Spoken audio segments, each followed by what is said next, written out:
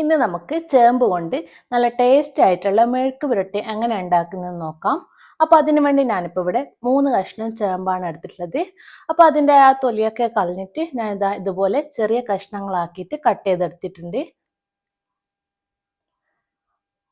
അപ്പോൾ ഇത് ഞാനൊരു പാൻ അടുപ്പത്ത് വെച്ച് കൊടുത്തിട്ടുണ്ട്. അതിലേക്ക് 1 ടേബിൾ സ്പൂൺ ഓയിലാണ് ഞാൻ ഒഴിച്ചു കൊടുത്തിട്ടുള്ളത്. സാധാരണ വെളിച്ചെണ്ണയാണ് ഒഴിച്ചു കൊടുക്കുന്നത്. എൻ്റെ കയ്യിൽ വെളിച്ചെണ്ണ ഇല്ലാത്തത് കൊണ്ട് ഞാനിപ്പോൾ ഓയിൽ ഒഴിച്ചു കൊടുത്തു.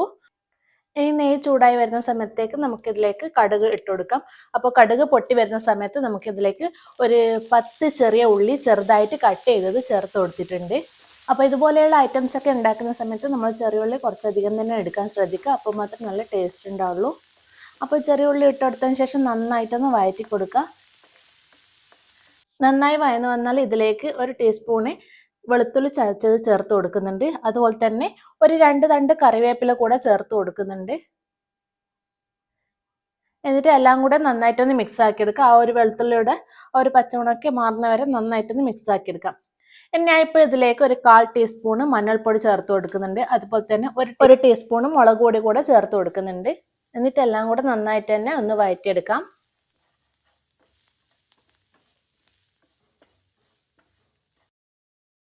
അപ്പോൾ ആ ഒരു പൊടികളുടെ പച്ചമണമൊക്കെ മാറുന്നത് വരെ നന്നായിട്ടൊന്ന് വഴറ്റിയെടുക്കാം. ഇനി ഇതിലേക്ക് നമ്മൾ നേരത്തെ കട്ട് ചെയ്ത് വെച്ചിട്ടുള്ള ഒരു ചേമ്പ് ചേർത്ത് കൊടുക്കാം. ഇപ്പോൾ ചേമ്പ് ചേർത്ത് കൊടുത്തതിന് ശേഷം നന്നായിട്ടൊന്ന് മിക്സ് ആക്കി എടുക്കാം. അപ്പോൾ ആ ഒരു പൊടികളൊക്കെ ചേമ്പിന് മുകളിൽ പിടിക്കുന്ന രീതിയിൽ നന്നായിട്ട് തന്നെ മിക്സ് ആക്കി എടുക്കാം. അപ്പോൾ ഇതിലേക്ക് ആവശ്യമായിട്ടുള്ള ഉപ്പ് ഞാൻ ചേർത്ത് കൊടുത്തിട്ടുണ്ട്. ഇനി ഇതിലേക്ക് ഒരു 1/2 കപ്പ് വെള്ളമാണ് ഒഴിച്ചു കൊടുത്തിട്ടുള്ളത്. അപ്പോൾ ചേമ്പ് വേവാൻ ആവശ്യമായിട്ടുള്ള വെള്ളം ഒഴിച്ചു കൊടുത്തിട്ടുണ്ട്. അപ്പോൾ ഈ ഒരു 1/2 കപ്പ് വെള്ളം ഇതിന് കറക്റ്റ് പാകത്തിനുള്ള വെള്ളമാണ്. അപ്പോൾ നന്നായിട്ട് മിക്സ് ആക്കി കൊടുത്തതിന് ശേഷം നമുക്ക് ഇത് അടച്ചു വെച്ചിട്ട് ഒരു 10 മിനിറ്റ് വേവിച്ചെടുക്കാം.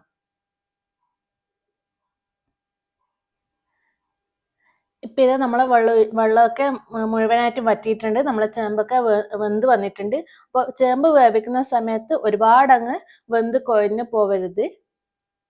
അപ്പോൾ ഇതാ ഞാനൊന്ന് കട്ട് ചെയ്തെടുത്തിട്ട് കാണിച്ചിട്ടുണ്ട്. അപ്പോൾ ചേമ്പ് നന്നായിട്ട് വെന്തിട്ടുണ്ട്. ഇനി നമുക്ക് ഫ്ലെയിം ഒന്ന് ഓഫ് ചെയ്യാം. അപ്പോൾ നല്ല ടേസ്റ്റ് ആയിട്ടുള്ള ചേമ്പ് മെഴുക്ക് പുരട്ടി ഇവിടെ റെഡി ആയിട്ടുണ്ട്. അപ്പോൾ ചോറിൻ്റെ കൂടെയൊക്കെ കഴിക്കാൻ പറ്റിയിട്ടുള്ള നല്ല അടിപൊളി മെഴുക്ക് പുരട്ടിയാണ്. അപ്പോൾ കുട്ടികൾക്കൊക്കെ നന്നായിട്ട് തന്നെ ഇഷ്ടപ്പെടും. ചേമ്പും കിഴങ്ങും ഒന്നും കഴിക്കാത്ത കുട്ടികൾക്ക് ഇതുപോലെ തന്നെ ഉണ്ടാക്കി കൊടുത്തു കഴിഞ്ഞാൽ നന്നായിട്ട് തന്നെ ഇഷ്ടപ്പെടും. അപ്പോൾ എല്ലാവരും ഇതുപോലെ ഉണ്ടാക്കി നോക്കുക. നല്ല ടേസ്റ്റാണ്. അപ്പോൾ ഇന്നത്തെ വീഡിയോ ഇത്രയേ ഉള്ളൂ.